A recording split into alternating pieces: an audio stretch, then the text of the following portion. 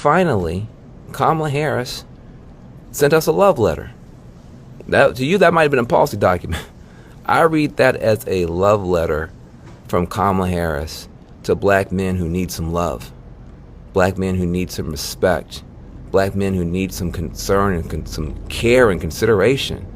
You know, we need some mamala from Kamala, and we got that. We stood on business. We said we wanted to hear something. Everybody else is getting something. What are we going to get? And she came with a love letter of support for our work, our wealth, and our health. Meanwhile. So how would you assess how the vice president's doing with 3 weeks to go? I mean, look, everybodydy's worried. I'd be considered a supporter, and I'm worried in regards to what the polling is suggesting and around black men. Jerry Flynn Dale, who works in the city's hip-hop music industry, feels there hasn't been enough outreach to the black community. She definitely needs to talk to black males. The hip-hop community needs to hear more from VP Harris about what is her plans and plans of action for black males. A lot of black males are not into the Harris campaign.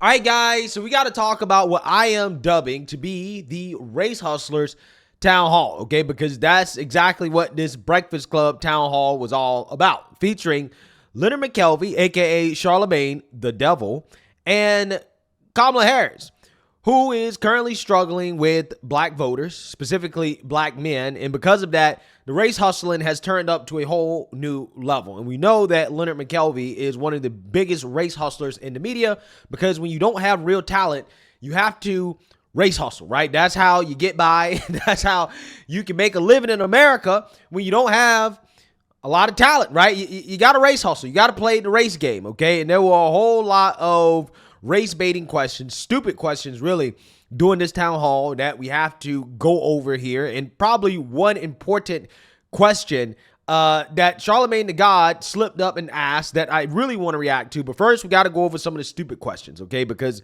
there were a whole lot of them, okay? Including the question about reparations, in which Kamala Harris gives the same answer that she always gives to any question that she doesn't really know how to answer, which is that I grew up in a middle-class family. Take a look. My question to you is, what's your stance on reparations?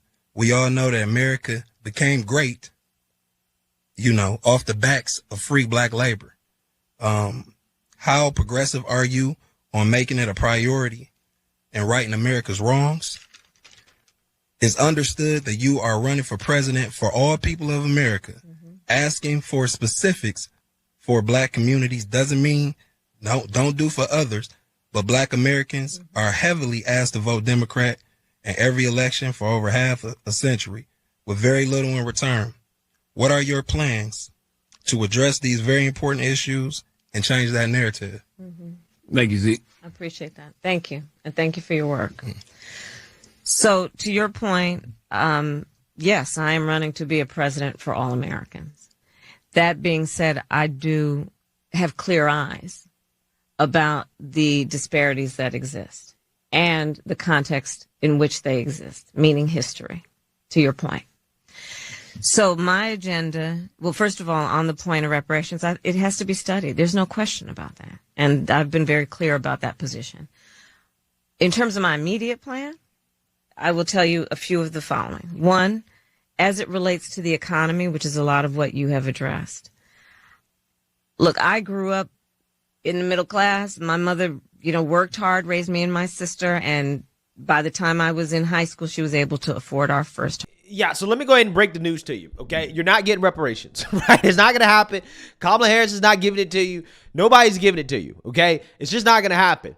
She grew up in a middle-class family. That's her answer because she doesn't have an answer, right? What she is promising, though, is $20,000 to start a website and some weed, okay? That's quite literally what's in her plan for black males, okay? Which, I don't think that's going to happen either. I mean, it's blatantly unconstitutional, what she's proposing. So I don't think that you're going to get anything, okay? And this is why I encourage people to get out of this very low-level thinking of what is X politician going to do for me based off my race, okay? It's just not a productive conversation, okay? You want to know the black agenda that Trump has? You want to know the black agenda from Trump, okay? Since black people want to talk about what are you going to do for me? No tax on tips, in which you have a lot of black people working these service jobs that rely on tip wages, okay? Like, for example, they always want to use the stereotypical black barbershop, right? You know, barbers, hey, tips go a long way for barbers, okay? I'm not sure why every barber in America isn't telling all of their customers, hey, vote for Trump, okay? Because it's going to help me out a lot. Paying less taxes, no tax on overtime. You have a lot of black people working jobs where you're eligible for overtime, closing the border, mass deportations. I think that's a lot, right? That's a whole lot of money being put into black people's pockets, okay? From the Trump agenda, right? Just those few things right there. That's the black agenda right there, which happens to also be the agenda for America. Whatever is best for America is going to be what's best for black people. So what you should primarily be thinking about is what's best for America, okay? The pro-America agenda is the pro-black agenda.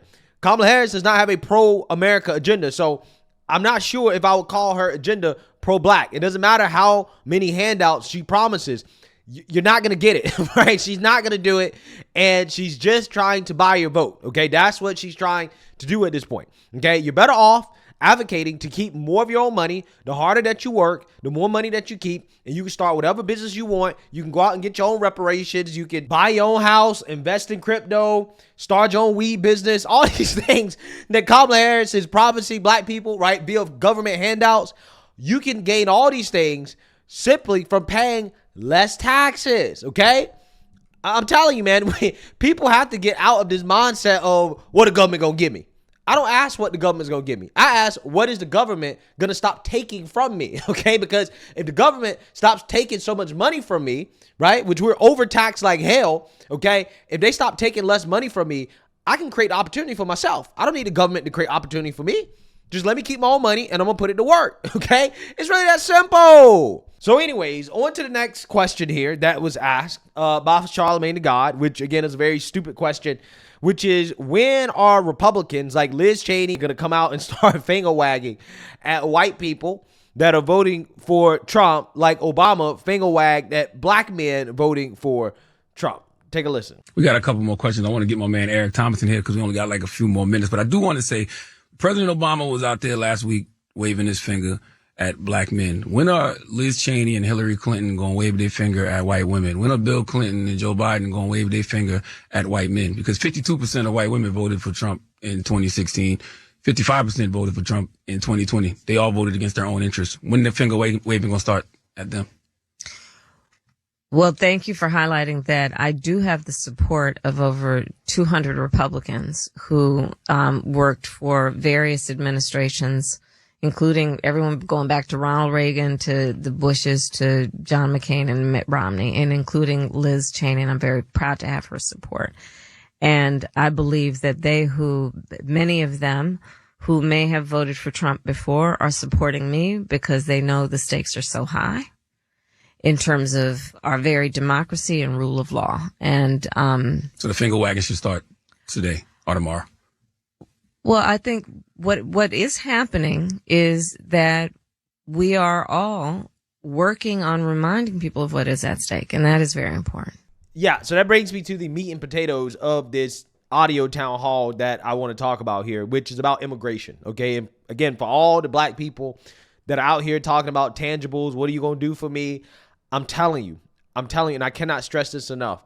The immigration issue is the single biggest issue that black people should be worried about. And I'm so serious about this, okay? Because Kamala Harris and the Democrats, they are pro-open borders, and they've told you that they're pro-open borders. They're telling you that we want to let illegals into this country en masse, and the people that are going to be affected the most are black men, okay? Economically speaking, they're going to be put at a major disadvantage. So once again, Kamala Harris is going to be confronted on the border issue. Charlamagne is actually going to ask a good follow-up question here to another stupid question that was asked by some person calling in. But her non-answer, again, tells you everything you need to know about how she's not serious about actually solving the border issue. So without further ado, let's get into it. Let's go to talk back, Eddie. Hi, I'm Bobby from Georgia, and I have a question for Kamala Harris. Could you please respond to Trump's claim that he's going to use the Alien Enemies Act of 1798 to round up immigrants if he wins the election? This law was last used to put Asian Americans in internment camps during World War II, and I have a sneaking suspicion that if Trump wins, he's going to use this law to put anyone that doesn't look white in camps, and I'm scared. Obviously, this individual is very low testosterone, because this is a very low testosterone type of question, okay? This is the type of stuff they're asking the vice president that is running for president, talking about how they're afraid that Trump is going to round up non-white looking people into, I guess, internment camps, which, again, is a very silly thing. What Trump is talking about is doing mass deportations of illegal immigrants, okay? That doesn't mean that if you look non-white, if you're black, you're going to get caught up in that. That's not what it means at all. But again, this is how they fearmonger people. I wouldn't be surprised if this question was planted, to be honest with you. Yeah, so you've hit on a really important point and expressed it, I think, so well, which is he is achieving his intended effect to make you scared. He is running full time on a campaign that is about instilling fear, not about hope, not about optimism, not about the future, but about fear. And so this is yet another example. Look what he did in saying that those legal immigrants in Springfield, Ohio, were eating their pets. Yeah, but that's besides the point, right? The main thing that you should be worried about, right, is not the racial fear-mongering here. Oh, Trump is attacking Haitians because they're black. Oh, that means he hates black people. No. What you actually should be worried about as a black American, right, is the fact that these illegals are, I mean, well, you know, she calls them legal, but we all know, okay, that they tried to get into the country illegally, and they waved a magic wand and said, hey, magically, you're here legally, right? We all know what's going on with that. But anyways, they're working the so-called black jobs, which, you know, is something that the mainstream liberal media had no problem acknowledging was a thing until Trump pointed this out. The U.S. President Donald Trump is sparring over the black unemployment rate, not with a political adversary, but with the hip-hop mogul Jay-Z. Yeah, Mr. Trump hit back at comments the rapper made during an interview on Van Jones's new show on CNN. He is somebody who's now saying, look, I'm growing, I'm dropping black unemployment. Black people are doing well under my administration. Does he have a point that maybe the Democrats have been giving us good lip service but no jobs? Maybe he's going to say terrible things but put money in our pocket. Does that make him a good leader? No, because it's not about money at the end of the day. Money doesn't equate to like happiness. It doesn't. That's not, you're missing the whole point. We treat people like human beings. That goes back to the whole thing. You're going to treat me really bad and pay me well. Right. Yeah, it's not going to lead to happiness. It's going to lead to, like, you know, again, the same thing. Everyone's going to be sick. All right, the president later tweeted, quote, somebody please inform Jay-Z that because of my policies, black unemployment has just been reported to be at the lowest rate ever recorded, end quote. And it is true that the African-American unemployment rate hit a record low of 6.8% last month. Yeah, so see how in the cryon, CNN had no issues acknowledging that there are, in fact, black jobs, right? Again, it's amazing how that works, okay? But what you saw there was Trump deranged Jay-Z basically saying, yeah, black people are making more money under Trump, and things are great under Trump for black folks, but he's mean, right? Mean tweets, okay? Racist, right? This is what they do. This is how they get you, okay? Black people were doing very well under Trump. I don't understand why is it that people have a hard time acknowledging that the people who are actually really trying to instill fear in you are the Democrats, right? Kamala Harris is actually the candidate that's running on fear. She's not running on fact because she can't win on the facts. And by the way, the hypocrisy of it abounds because on the issue of immigration, let's be clear. Some of the most conservative members of the United States Congress, working with others, came up with a border security bill, which was the strongest, toughest border security bill in a long, long time. It would have put 1,500 more border agents at the border. It would have reduced the flow of fentanyl into our country, which is killing people all over our country of every race and background.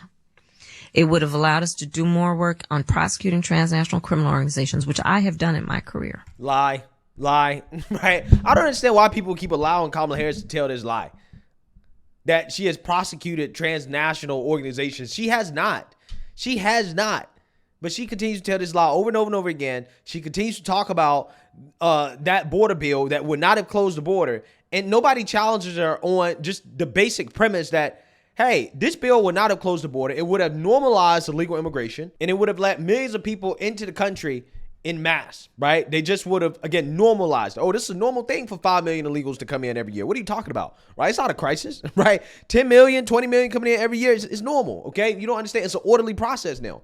So it's not a crisis at the border anymore because, you know, they're coming in an orderly way, right? And honestly, I'm super annoyed by the fact that James Lankford signed up for that trick from the Democrats because they've been using that since that happened, right? And at the time I said it was a bad move. I was very upset with the GOP senators that signed up to do the bipartisan border bill when they did not have to do that, right? They basically gave the Democrats a talking point to use going into the election when they did not have to at all.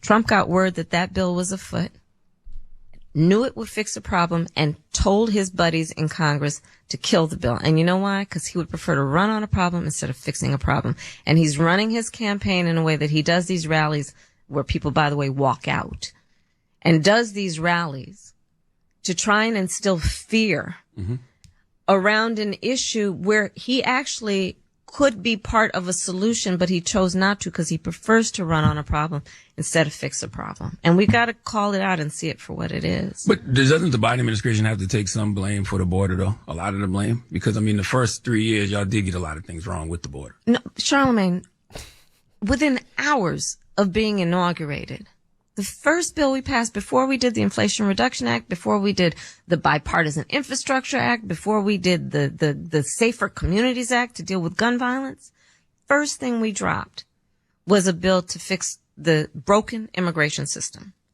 which, by the way, Trump did not fix when he was president. And you can look at every step along the way. We then tightened up the asylum application process. We then worked with what we needed to do to secure ports of entry. We did a number of things, including what we did to try and get that border security bill passed. And then also an executive order that has actually reduced significantly the number of illegal crossings and tightened up what needs to happen in between ports of entry. But no, we've been working on it ever since. But so what went wrong? Here's what has to happen. Congress has to act to fix the immigration system, and it has been broken for a long time. Congress has to act, but it does not help when finally a bipartisan group got together to fix it, and Donald Trump told them, "Hold on, don't do that, because it won't help me politically." Mm-hmm. Why do you allow them to call you the border czar when that's not even that wasn't your role? I'm not giving him permission for that. Oh, you're right. But I mean, you don't push back on it because that wasn't your role.